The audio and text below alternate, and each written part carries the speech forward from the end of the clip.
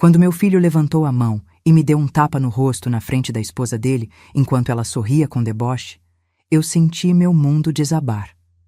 Mas o que ele não sabia é que 15 minutos depois, tudo iria mudar completamente. E não do jeito que ele imaginava. Era uma tarde de sábado, quando pedi educadamente para minha nora parar de fumar dentro da minha casa. Eu tenho problemas respiratórios graves, meus pulmões não aguentam mais a fumaça. Mas antes que eu pudesse terminar de falar, meu filho se virou para mim com um ódio nos olhos que eu nunca tinha visto antes e gritou: "Cala a boca, você fede pior que cigarro!" E então ele fez algo que eu jamais pensei que um filho meu seria capaz de fazer. Ele me bateu na frente da mulher dele. E sabe o que ela fez? Sorriu. Cruzou os braços e sorriu como se estivesse assistindo a um show. Naquele momento, com a face ardendo e o coração despedaçado, eu tomei uma decisão. Uma decisão que iria virar a vida deles de cabeça para baixo. Porque tem coisas que uma mãe aguenta em silêncio durante anos, mas tem uma linha que, quando é cruzada, não tem mais volta. E naquele dia, meu filho cruzou essa linha. O que aconteceu nos 15 minutos seguintes mudou tudo. Absolutamente tudo. E eu vou contar cada detalhe para você, porque essa história precisa ser ouvida. Segue minha história até o final e comenta de onde você está me ouvindo. Adoro conhecer cada pessoa que acompanha o canal. E não se esquece de se inscrever para mais histórias como essa. Porque quando você humilha quem te deu a vida, quem sacrificou tudo por você, as consequências podem ser muito mais dolorosas do que um simples tapa. E meu filho estava prestes a descobrir isso da pior forma possível. Meu nome é Helena, tenho 68 anos, e durante 43 anos eu dediquei cada segundo da minha vida para ser a melhor mãe que eu poderia ser. Tive 3 filhos, mas o Rodrigo, meu filho do meio, sempre foi o meu xodó.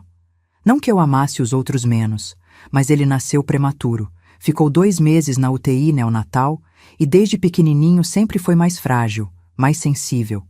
Ou pelo menos era o que eu pensava. Criei meus filhos sozinha depois que meu marido faleceu quando Rodrigo tinha apenas 8 anos. Um aneurisma cerebral levou meu Antônio de mim de uma hora para outra.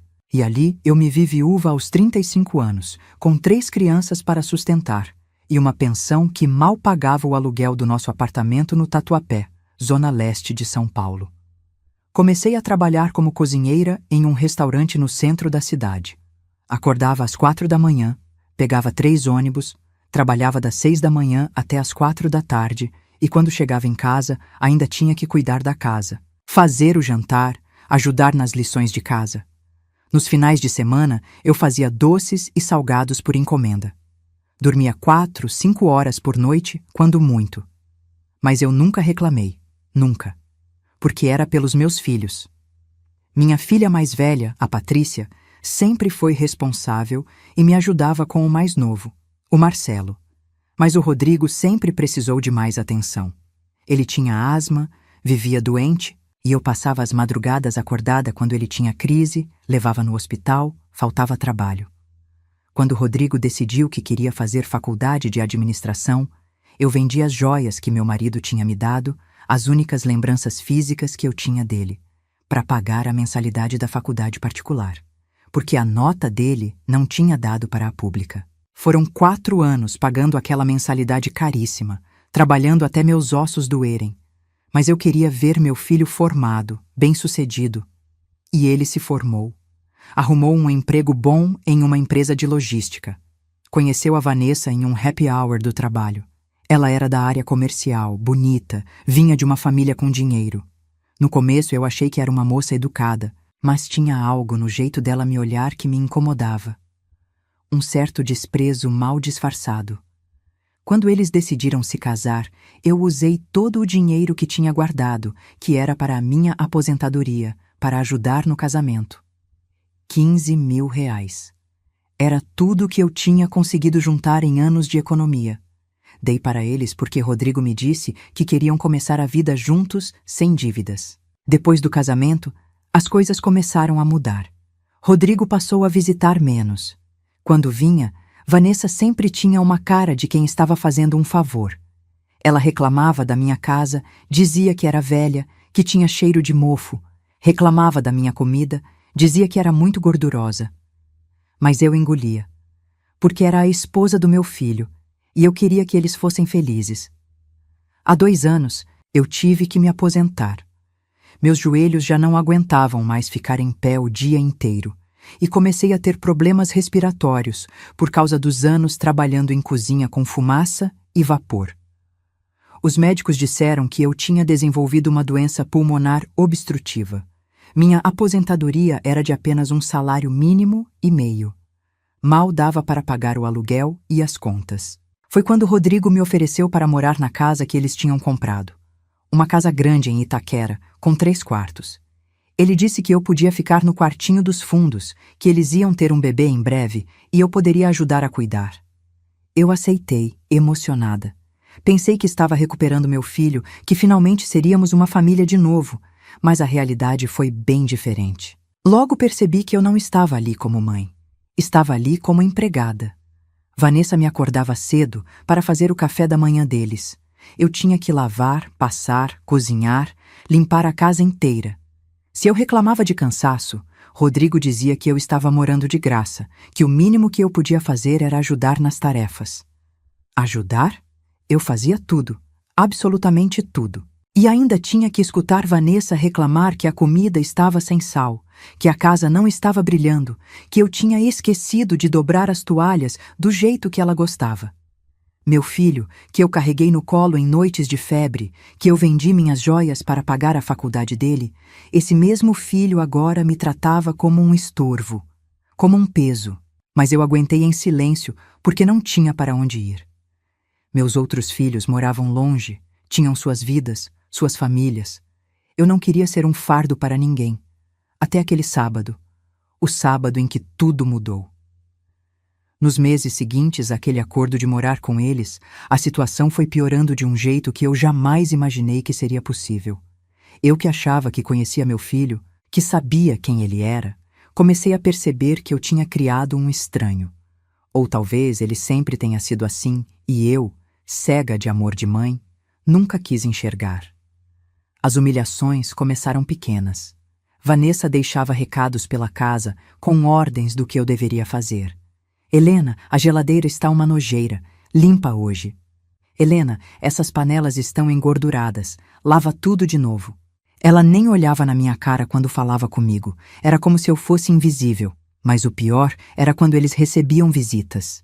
Lembro de um domingo em que os pais dela vieram almoçar. Eu passei a manhã inteira na cozinha preparando um pernil assado com farofa, vinagrete, arroz, feijão tropeiro. Meu corpo todo doía. Minha respiração estava difícil por causa da fumaça do fogão, mas eu queria que ficasse tudo perfeito. Quando servi a mesa, a sogra de Rodrigo, Dona Marisa, me olhou de cima a baixo e disse bem alto, para todo mundo ouvir: Vanessa, querida, você realmente precisa contratar uma empregada de verdade. Essa aqui já está muito idosa para trabalhar direito. E riu. Riu na minha cara. Eu esperei meu filho me defender. Esperei que ele dissesse algo, qualquer coisa. Mas sabe o que Rodrigo fez? Ele abaixou a cabeça e continuou comendo como se nada tivesse acontecido. Vanessa sorriu e disse: Pois é, mãe, mas empregada boa está tão cara hoje em dia. Por enquanto a gente vai levando assim mesmo. Eu não era a sogra. Eu não era a mãe. Eu era assim mesmo. Um arranjo temporário. Algo descartável. Naquela noite, eu chorei tanto no meu quartinho dos fundos que achei que ia ficar sem ar. Minha respiração já estava ruim e as lágrimas pioravam tudo. Eu olhava para aquele quartinho minúsculo, com uma cama velha, um guarda-roupa que rangia, e pensava em como eu tinha chegado ali. Eu, que trabalhei a vida inteira, que criei 3 filhos com dignidade, estava sendo tratada como um cachorro. As coisas foram ficando piores. Rodrigo começou a reclamar de absolutamente tudo. Se eu fazia bolo de chocolate, ele dizia que estava seco. Se eu fazia pudim, ele dizia que estava muito doce. Se eu passava a roupa dele, ele dizia que tinha amassado a camisa. Nada que eu fazia estava bom. Um dia, eu ouvi uma conversa que partiu meu coração em pedaços ainda menores. Era uma quinta-feira à noite. Eu estava no corredor levando toalhas limpas para o banheiro, quando escutei Rodrigo e Vanessa conversando no quarto deles. A porta estava entreaberta. Quanto tempo a gente ainda vai ter que aguentar sua mãe aqui? Vanessa perguntou com aquela voz chorosa e manhosa que ela usava com ele. Eu sei, amor, eu sei. Mas o que você quer que eu faça? Botar ela na rua? Rodrigo respondeu, mas não com pena, com irritação. Ela podia ir morar com seus irmãos. Por que tem que ser a gente a se sacrificar? Eu quero ter filho, Rodrigo, e não quero sua mãe cheia de manias e doenças perto do meu bebê.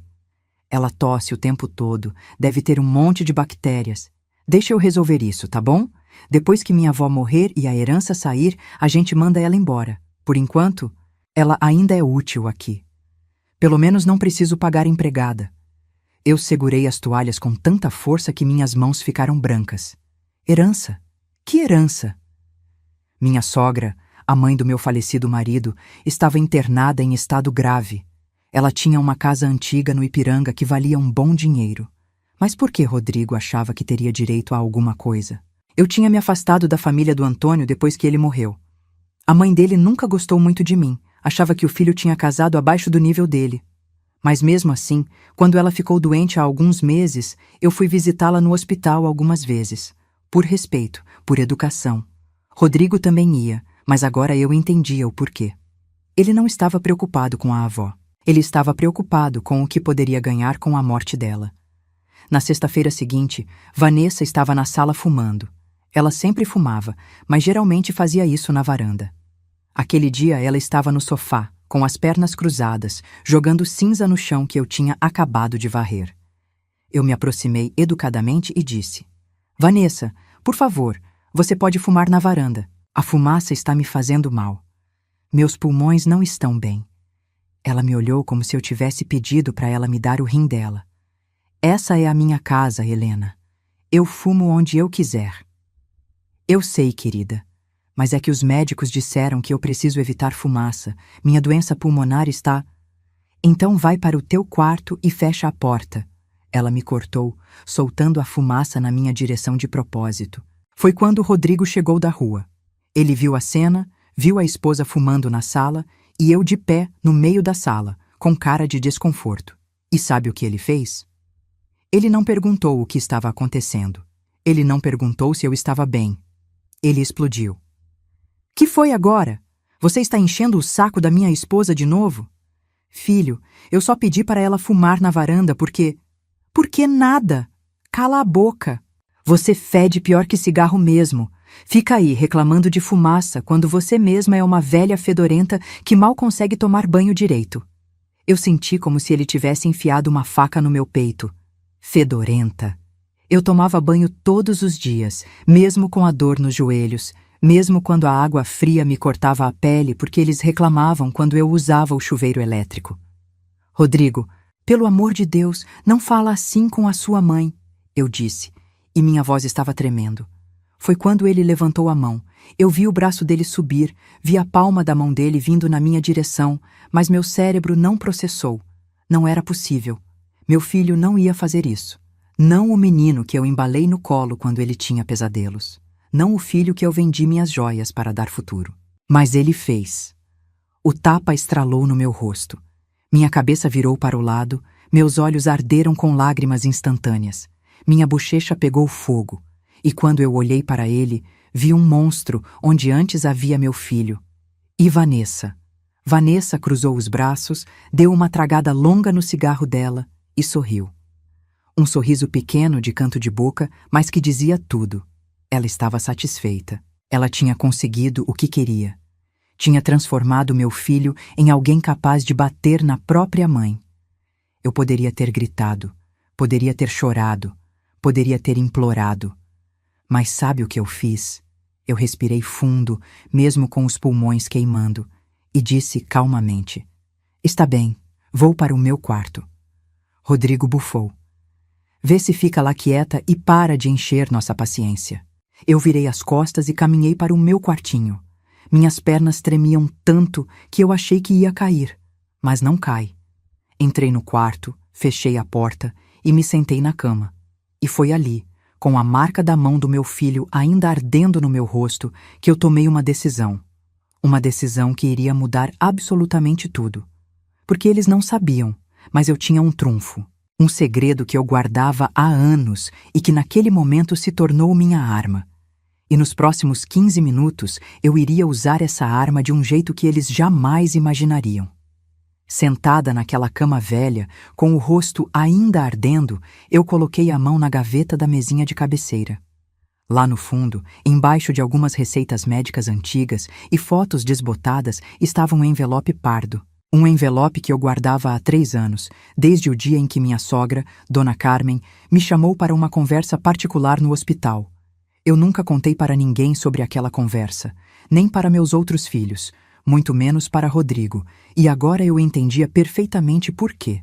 Era como se Dona Carmen, mesmo estando tão doente, tivesse previsto exatamente o que aconteceria. Lembro como se fosse ontem. Era um domingo de manhã, 3 anos atrás, quando recebi uma ligação do Hospital Santa Marcelina. A enfermeira disse que Dona Carmen estava pedindo para falar comigo urgentemente. Achei estranho, porque ela nunca foi de demonstrar afeto, mas fui assim mesmo. Quando entrei no quarto, ela estava sentada na cama, mais magra do que eu lembrava, mas com aquele olhar afiado que ela sempre teve. "Senta aqui, Helena", ela disse, batendo na beirada da cama. "Preciso conversar com você sobre uma coisa muito importante." Eu sentei, sem entender nada. Ela pegou minha mão, o que me assustou porque Dona Carmen nunca foi de toques ou carinhos. "Você foi uma boa esposa para o meu Antônio. Eu sei que fui dura com você durante todos esses anos. Achava que você não era boa o suficiente para ele. Mas eu estava errada. Eu fiquei sem palavras.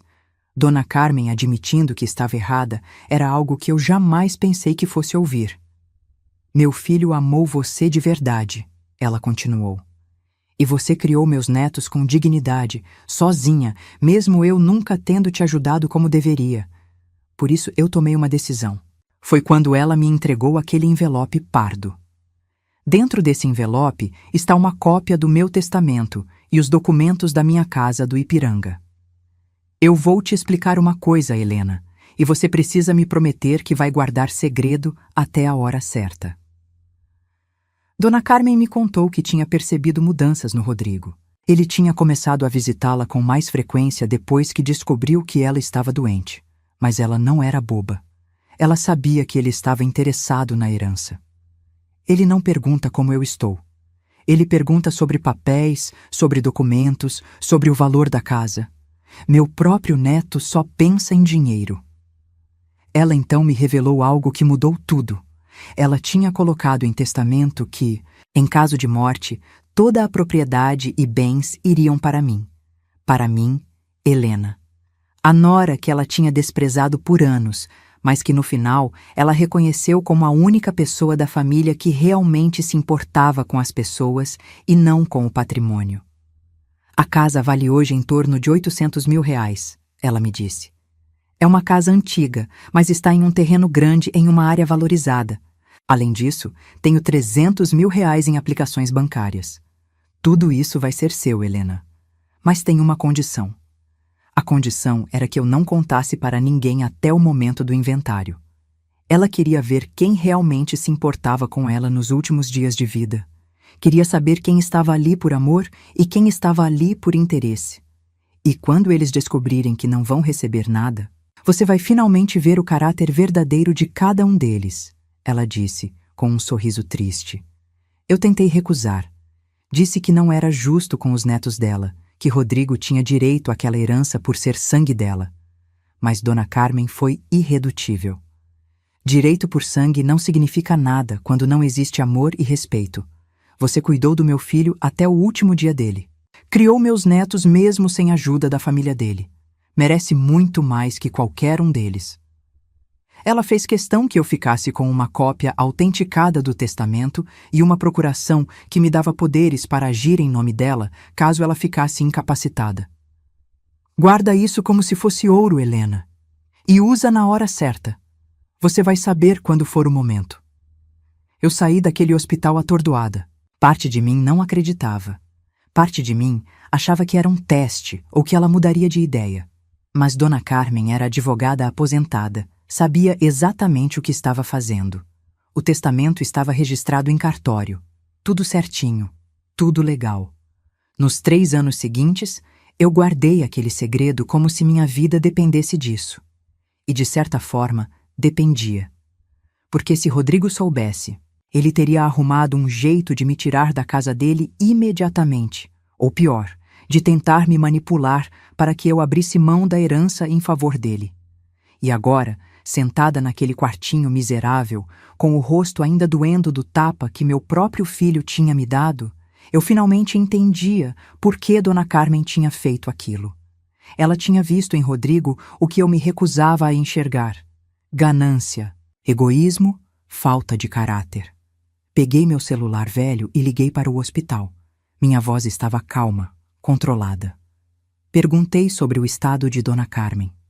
A enfermeira me disse que ela tinha falecido na madrugada anterior, na quinta-feira. Fazia 2 dias. E ninguém tinha me avisado, nem Rodrigo, que com certeza já sabia. Ele não me contou porque não achava que eu precisasse saber. Ou pior, não me contou porque já estava planejando como ia ficar com tudo.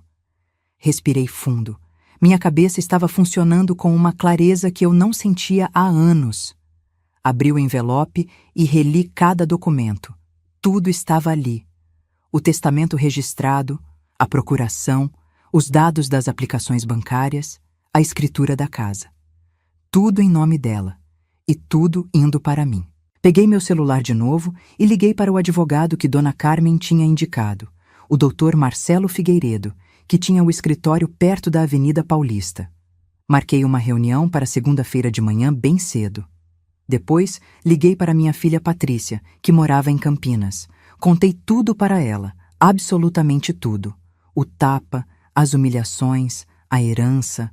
Ela ficou horrorizada com o comportamento do irmão e me ofereceu ajuda imediata. Mãe, você vem morar comigo enquanto resolve as coisas. Não fica mais um dia naquela casa.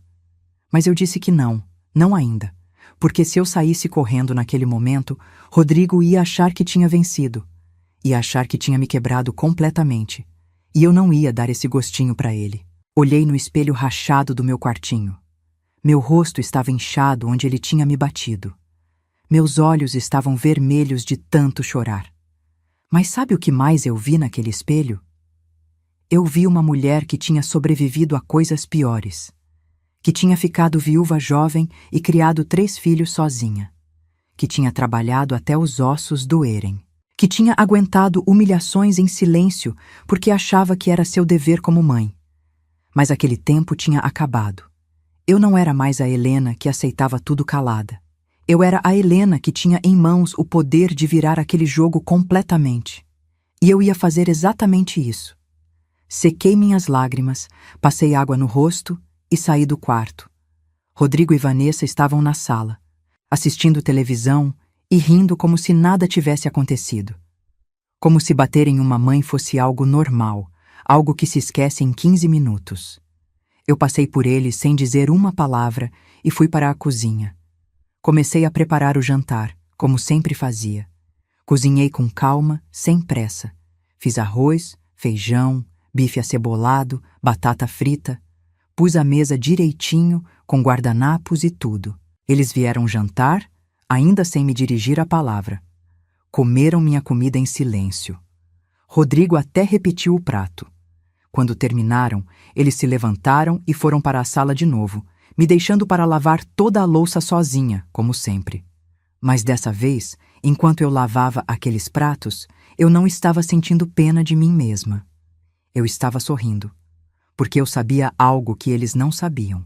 Eu tinha um as na manga, e na segunda-feira de manhã, aquele as ia cair na mesa e o jogo ia virar. Eles achavam que tinham me destruído, mas na verdade, eles tinham acabado de despertar uma força dentro de mim que eu nem sabia que existia. A Helena submissa tinha morrido naquele tapa, e no lugar dela tinha nascido uma mulher que não ia mais abaixar a cabeça para ninguém. O fim de semana passou devagar, mas cada minuto foi estratégico. Eu precisava que Rodrigo e Vanessa acreditassem que tinham me quebrado completamente, que eu era apenas uma velha assustada e submissa que ia continuar sendo capacho deles para sempre. E por fora, era exatamente isso que eu mostrava. No domingo de manhã, acordei cedo como sempre e preparei o café da manhã. Fiz pão na chapa, ovo mexido, bolo de fubá quentinho. Quando Rodrigo desceu, ele nem olhou para mim. Pegou o prato, comeu e subiu de novo sem dizer uma palavra. Vanessa apareceu mais tarde, de roupão, com cara de sono, e reclamou que o café estava fraco. Eu fiz outro, mais forte, sem reclamar. Mas por dentro, eu estava contando as horas. Cada segundo que passava era um segundo mais perto da segunda-feira. Um segundo mais perto do momento em que a verdade ia explodir na cara deles.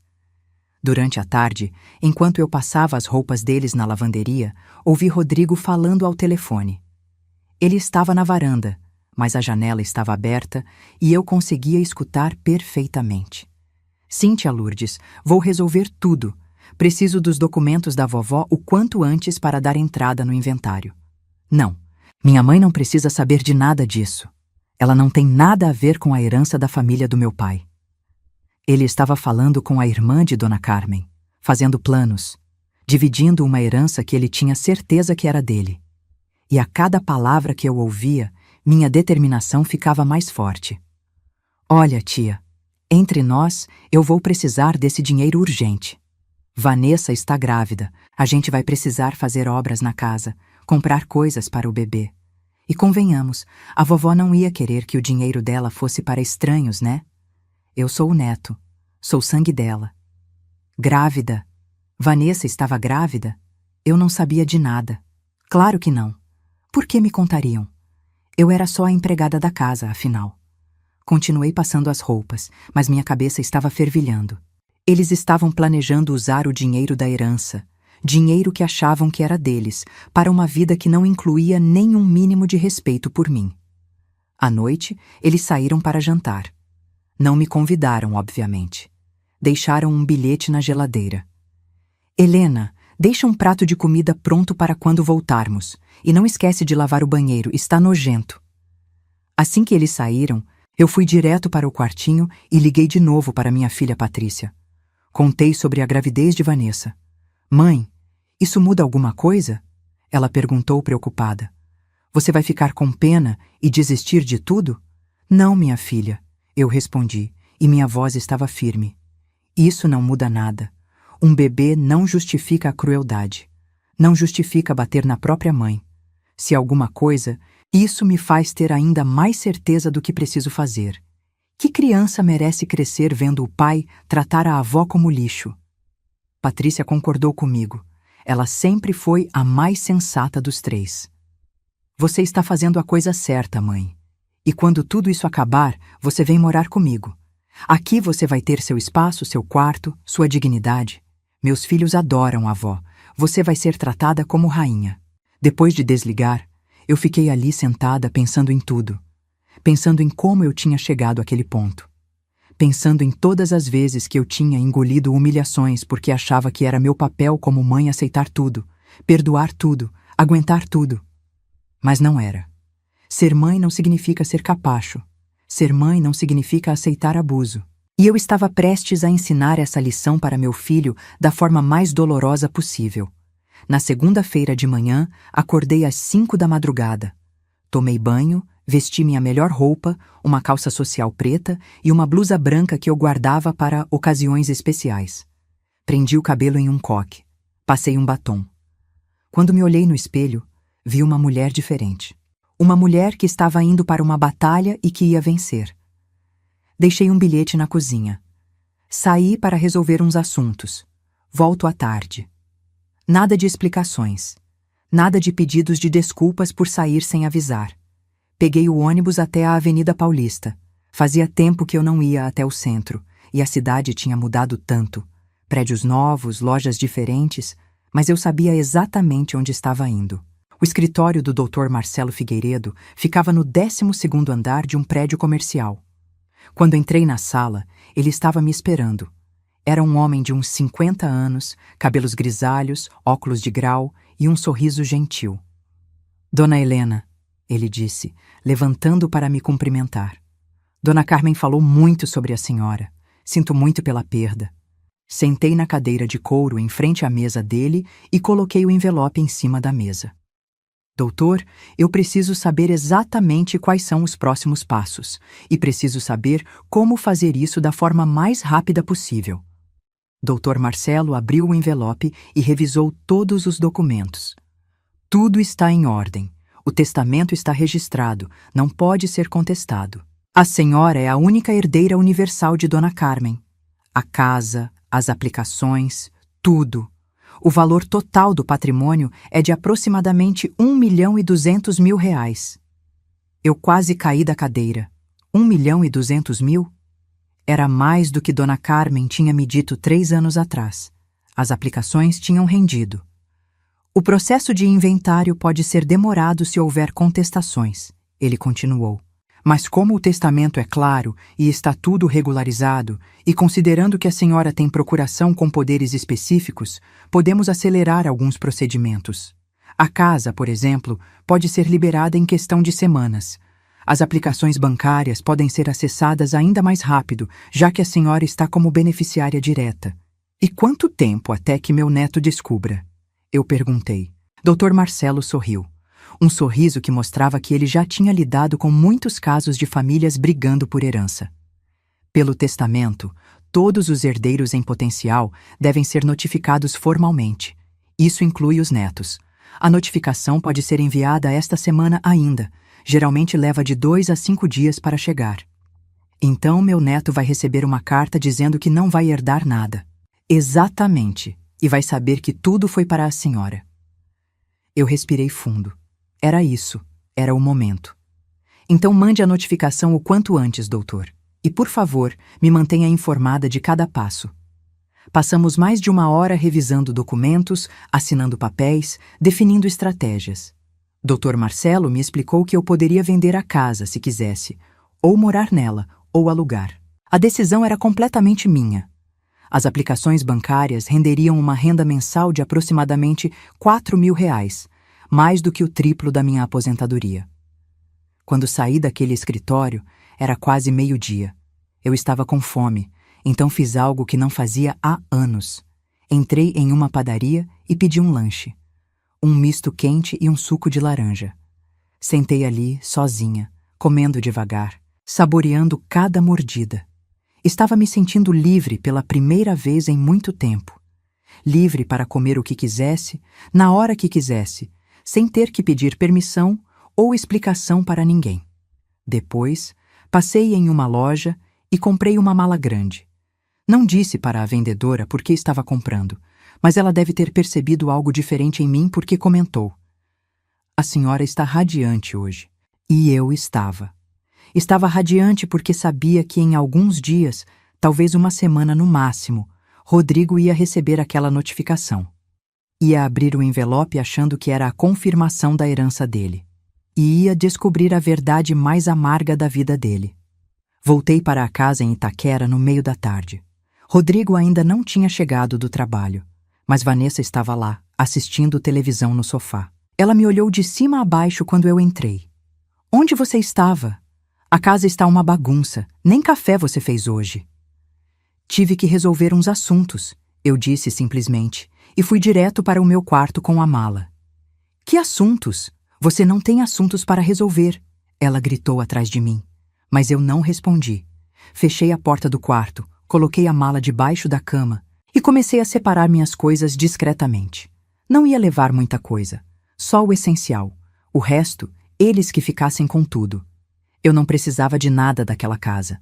Em breve, eu teria uma casa inteira só minha. Quando Rodrigo chegou à noite, Vanessa foi reclamar que eu tinha saído o dia inteiro e não tinha feito comida. Ele veio até o meu quarto, bateu na porta com força. Mãe, que história é essa de você sair sem avisar? Aqui você tem obrigações. Abri a porta e olhei direto nos olhos dele. Aqueles olhos que um dia me olhavam com amor e agora só tinham desprezo. Eu avisei, deixei um bilhete. E preparei o jantar agora. Está na mesa. Ele ficou me encarando, surpreso com minha calma. Esperava que eu estivesse chorando, me desculpando, implorando perdão. Mas eu estava serena, quase sorrindo. Você está estranha? Ele disse, desconfiado. Estou cansada, eu respondi. Só isso, com licença. E fechei a porta na cara dele. Aquela noite, deitada na cama, eu mal consegui dormir de tanta ansiedade. Mas não era uma ansiedade ruim. Era uma ansiedade de quem está esperando por algo grande, algo transformador. Era como a véspera de Natal, quando eu era criança. A diferença é que dessa vez, o presente não seria para mim. Seria para eles. Um presente muito especial chamado consequência. Os dias seguintes foram uma tortura silenciosa. Mas não para mim, para eles. Porque eu sabia o que estava por vir e eles não faziam a menor ideia. Terça-feira passou. Quarta-feira passou.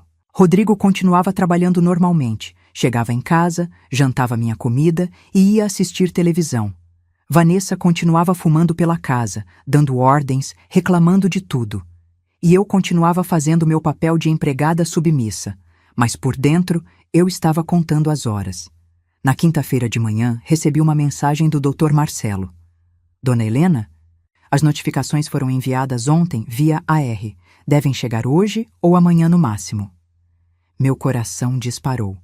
Era questão de horas agora. Passei o dia inteiro em estado de alerta. Cada vez que ouvia um barulho na rua, meu coração pulava. Seria o carteiro?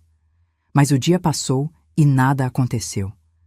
Na sexta-feira de manhã, acordei com um pressentimento. Hoje seria o dia. Fiz o café da manhã como sempre, mas coloquei um cuidado extra. Fiz tudo do jeito que Rodrigo gostava. Tapioca com queijo, café forte, suco de laranja natural. Queria que ele estivesse bem alimentado para o choque que viria. Por volta das 10 da manhã, ouvi a campainha tocar. Fui atender. Era o carteiro, com um envelope grande com a logo de um cartório estampada. Correspondência registrada para o senhor Rodrigo Almeida da Silva, ele disse. Ele está trabalhando, eu respondi. Posso assinar? Pode sim, senhora. Assinei o recibo e peguei o envelope. Minhas mãos tremiam um pouco. Ali estava. O momento que eu tinha esperado a semana inteira. Coloquei o envelope em cima da mesa da sala, bem visível, e continuei minhas atividades normalmente. Rodrigo chegou do trabalho por volta das 6 da tarde. Vanessa estava na cozinha, reclamando que estava com enjoo por causa da gravidez e exigindo que eu fizesse um chá de gengibre para ela. Rodrigo, tem uma correspondência para você na mesa, eu disse, com a voz mais natural possível. Ele pegou o envelope distraído, olhou o remetente e de repente ficou mais atento. É do cartório, ele disse para Vanessa, com um sorriso se formando no rosto. Deve ser sobre a herança da avó. Vanessa largou a xícara de chá e veio correndo. Abre! Abre logo! Eles se sentaram no sofá, os dois ansiosos como crianças, abrindo o presente de Natal. Eu fiquei na cozinha, fingindo que estava lavando louça, mas observando tudo pelo reflexo da janela. Rodrigo rasgou o envelope e tirou os documentos de dentro. Começou a ler. Eu vi o sorriso dele desaparecendo aos poucos. Vi a testa dele franzindo. Vi a cor sumindo do rosto dele. Que foi? Vanessa perguntou impaciente. Quanto a gente herdou? Rodrigo não respondeu. Continuou lendo, virando as páginas, os olhos correndo freneticamente pelas palavras. Suas mãos começaram a tremer. Rodrigo. Que foi?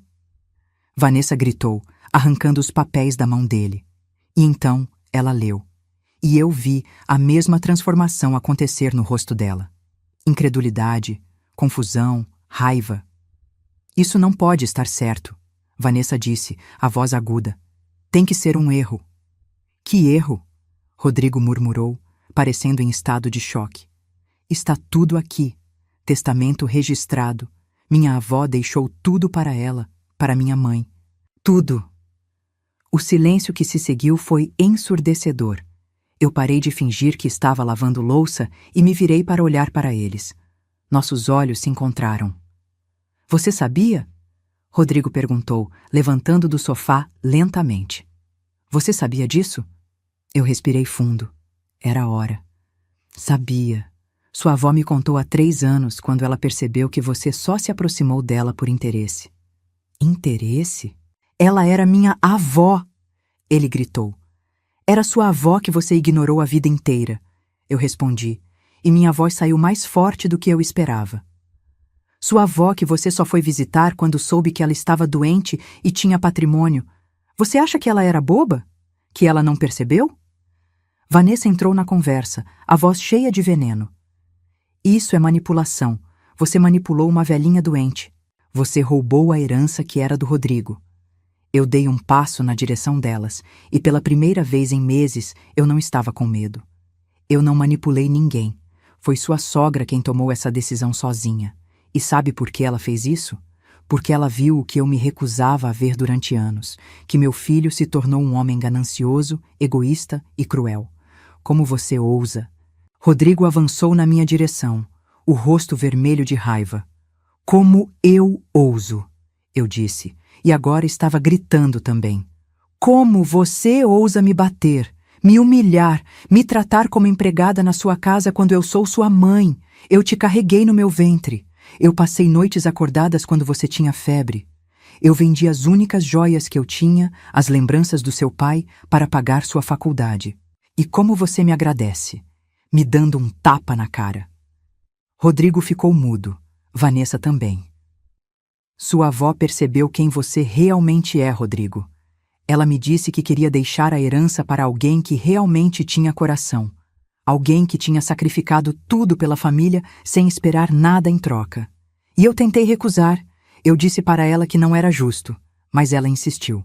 Ela disse que você não merecia nenhum centavo, porque quem não tem amor não merece receber amor de volta. Você não vai ficar com essa herança, Vanessa gritou. A gente vai processar, a gente vai provar que você manipulou ela. Podem tentar, eu disse calmamente. O testamento está registrado em cartório há 3 anos. Está tudo documentado. Tem até uma carta escrita pela própria punho dela, explicando os motivos da decisão. E sabem qual é o melhor? Ela colocou uma cláusula especial no testamento. Se alguém tentar contestar, essa pessoa não só perde qualquer direito, como tem que pagar todas as custas do processo. Rodrigo pegou os papéis de novo, lendo freneticamente. 1.200.000 reais, ele murmurou.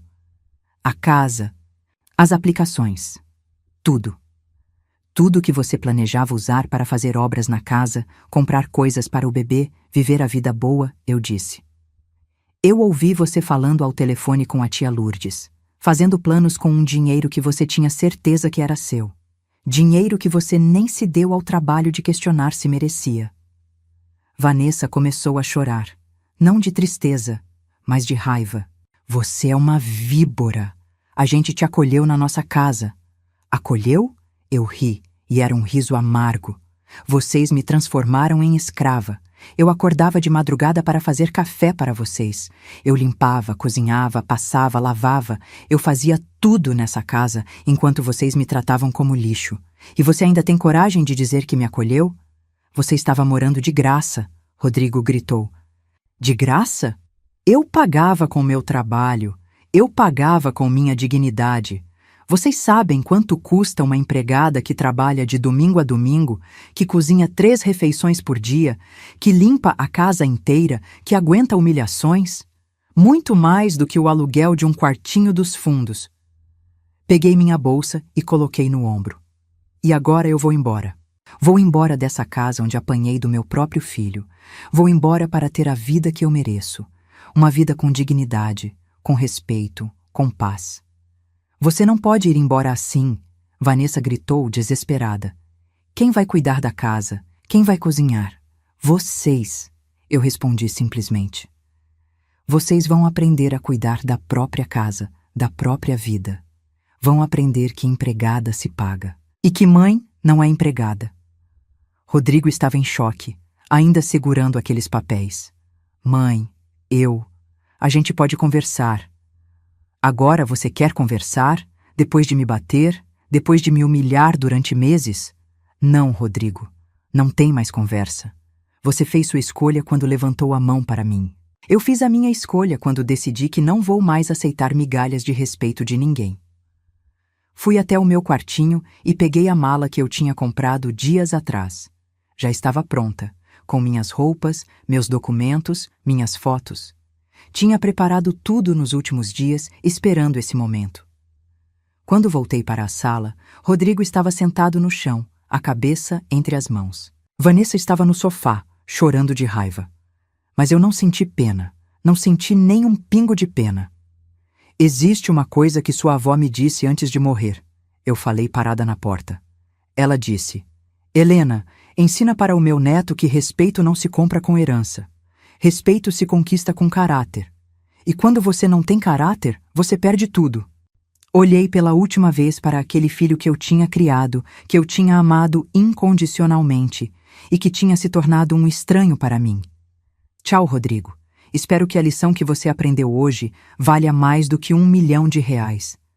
Porque foi a última lição que você vai receber de mim. E saí. Saí daquela casa com minha mala, com minha dignidade e com a certeza de que eu tinha feito a coisa certa. Entrei no Uber que minha filha Patrícia tinha chamado para mim. O motorista colocou minha mala no porta-malas. Enquanto a gente se afastava, eu olhei pela janela e vi Rodrigo na porta, me observando. Mas não voltei. Não acenei. Não dei nem um último olhar de despedida. Porque aquela Helena, a que aceitava tudo e perdoava tudo, tinha ficado para trás. E a Helena que estava naquele carro, indo para uma nova vida, não precisava mais do passado. 3 meses se passaram desde aquele dia. 3 meses desde que eu saí daquela casa em Itaquera e nunca mais olhei para trás. Agora, eu estou sentada na varanda da minha nova casa. Não da casa que herdei de Dona Carmen no Ipiranga. Embora ela seja linda e eu tenha decidido alugar por um valor bom que me dá uma renda extra todo mês. Estou na casa da minha filha Patrícia, em Campinas, onde eu tenho meu próprio quarto, meu próprio banheiro, meu próprio espaço. Mas não é só um quarto. É um santuário. As paredes são cor de pêssego, tem uma cama enorme e confortável, uma poltrona de leitura perto da janela, cortinas brancas que dançam com o vento. Meus netos batem na porta antes de entrar e me tratam com um carinho que eu tinha esquecido que existia. As aplicações que herdei rendem R$4.000 por mês, e com a renda do aluguel da casa são mais R$2.500. Somando com minha aposentadoria, eu tenho quase R$8.000 por mês. Pela primeira vez na vida, aos 68 anos, eu tenho dinheiro sobrando no final do mês. Eu posso comprar um livro sem culpa, posso ir no salão arrumar meu cabelo, posso levar meus netos para tomar sorvete. Mas o melhor de tudo não é o dinheiro. É a paz. É acordar de manhã e não sentir aquele aperto no peito. É tomar café sem ter que servir ninguém antes. É poder assistir televisão sem ser interrompida com ordens. É ser tratada como ser humano. Como mãe, como avó, como Helena. Minha saúde até melhorou. Sem o estresse constante, sem ter que respirar fumaça de cigarro todo dia, meus pulmões estão melhores. Ainda tenho a doença, claro, mas os médicos disseram que o ambiente tranquilo fez maravilhas. Comecei a fazer fisioterapia respiratória e até voltar a caminhar pela manhã. Quanto a Rodrigo, bem, ele tentou entrar em contato algumas vezes nas primeiras semanas. Mandou mensagens pedindo para conversar. Depois mandou mensagens com raiva, dizendo que eu tinha destruído a família. Depois tentou apelar para a culpa, dizendo que Vanessa estava tendo uma gravidez difícil e que eles precisavam de ajuda. Eu não respondi nenhuma mensagem. Bloqueei o número dele. Minha filha Patrícia manteve contato com ele por um tempo e me contava as coisas. Rodrigo tentou contestar o testamento, como Vanessa tinha ameaçado. Mas o advogado dele disse que não tinha nem chance. O testamento era sólido, registrado, com carta de próprio punho de Dona Carmen explicando tudo. E quando ele leu sobre a cláusula que o obrigaria a pagar todas as custas, ele desistiu. Eles tiveram que contratar uma empregada diarista. E adivinhem? Reclamaram que era muito caro. 2 dias por semana, apenas para limpeza básica, custava R$1.200 por mês. Imagine se soubessem quanto vale o trabalho que eu fazia 7 dias por semana. Vanessa teve o bebê há 1 mês. Uma menina. Patrícia me mostrou foto pelo Instagram. É uma criança bonita. E uma parte de mim, a parte que ainda é mãe e avó, sente um aperto. Mas não é um aperto de arrependimento. É um aperto de tristeza pelo que poderia ter sido e não foi. Eu teria sido uma avó maravilhosa para aquela criança. Teria feito papinha caseira, teria cantado canções de ninar, teria dado todo o amor que eu tenho sobrando no coração. Mas Rodrigo fez sua escolha. E escolhas têm consequências. Semana passada, ele apareceu aqui em Campinas. Não na casa de Patrícia. Ele não sabe o endereço exato, mas ele descobriu que eu estava na cidade e me mandou uma mensagem dizendo que precisava falar comigo, que estava na Praça Central. Patrícia ofereceu para ir comigo, mas eu disse que ia sozinha. Não porque eu tinha medo, mas porque eu precisava fazer aquilo pelos meus próprios meios. Quando cheguei na praça, ele estava sentado em um banco. Parecia mais magro, mais cansado. Os olhos tinham uma tristeza que eu nunca tinha visto antes. Quando me viu, levantou. "Mãe", ele disse, e a voz dele quebrou. Eu não respondi imediatamente. Apenas olhei para ele, esse homem de 41 anos, que um dia foi meu bebezinho na UTI neonatal. "Eu sinto muito", ele continuou. "Eu sinto muito por tudo. Pelo tapa, pelas humilhações, por ter te tratado daquele jeito. Eu não sei o que aconteceu comigo. Eu me perdi." Respirei fundo. "Você não se perdeu, Rodrigo. Você se revelou. Existe uma diferença. Eu quero te pedir perdão. Eu quero que você volte para nossas vidas. Minha filha precisa conhecer a avó. Você está perdendo os primeiros meses dela." "Não, Rodrigo", eu disse calmamente. "Você é quem está fazendo ela perder a avó, não eu. Eu estaria lá se você não tivesse cruzado uma linha que não se cruza. Você levantou a mão para sua mãe. Você me bateu, e não foi um momento de raiva cego. Foi culminação de meses de abuso." Ele começou a chorar. Eu sei. E eu vou carregar isso para o resto da vida, mas por favor, me dá uma chance." Olhei para aquele homem chorando na minha frente e senti. Nada, nem raiva, nem pena, nem amor. Só uma espécie de vazio onde antes existia o cordão umbilical emocional que une mãe e filho. "Rodrigo, eu te perdoo. De verdade. Não por você, mas por mim. Porque eu não quero carregar esse peso de mágoa pelo resto da minha vida. Mas perdoar não significa esquecer. E não significa voltar. Você quebrou algo que não tem conserto. Mãe, por favor. Eu passei 68 anos da minha vida sendo a Helena que se sacrifica, que perdoa tudo, que coloca todo mundo na frente. Eu criei 3 filhos sozinha, trabalhei até meus ossos doerem, vendi tudo que eu tinha para dar futuro para vocês. E no final, quando eu mais precisava de respeito e cuidado, você me deu um tapa na cara. Dei um passo para trás. Agora eu sou a Helena que escolhe a paz, que escolhe a dignidade, que escolhe viver os anos que me restam sendo feliz, sendo respeitada, sendo amada do jeito certo. E esse caminho não inclui você. Não enquanto você não entender de verdade o que fez." "Eu entendo!" ele gritou desesperado. "Não, você não entende. Você está aqui porque perdeu R$1 milhão. Não porque perdeu sua mãe. Você está aqui porque precisa de babá grátis, não porque realmente sente minha falta. E quando você realmente entender a diferença, talvez eu considere ter uma conversa de verdade com você.